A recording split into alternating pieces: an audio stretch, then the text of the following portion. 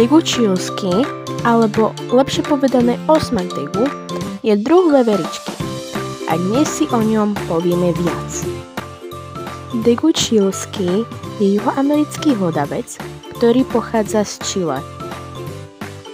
Osmak daegu dostal pomenovanie podľa svojich zadných stoličiek, ktoré pripomínajú osmičky.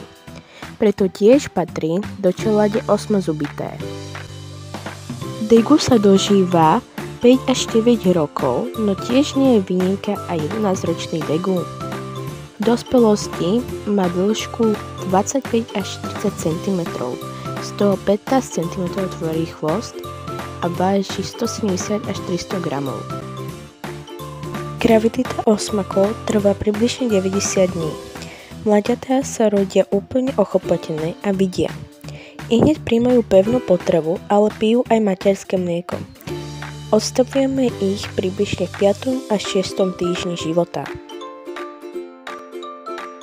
Daegu používa svoj chvostík ako obrannú schopnosť voči nepriateľom. Preto, keď sa cíti v ohrození, svoj chvostík pustí a bohužiaľ muž nikdy nedorastie. Daegu je veľmi spoločenský tvor a preto ho treba chovať aspoň v dvojici. Inak by mohol mať psychické problémy. Taktiež si vyjde aj s iným zvieratkom, ako napríklad škrečkom. Keďže daegu nedokáže dobre stráviť cukry, tak je veľmi náchylný na cukrovku. Preto ho treba krmiť rastlinnou stravou a občas orieškom. Keďže daegu je veľmi inteligentný tvor, tak sa vie naučiť aj zo pár trikov, ako napríklad otočku alebo panáčkovanie. Šikovný fúzik.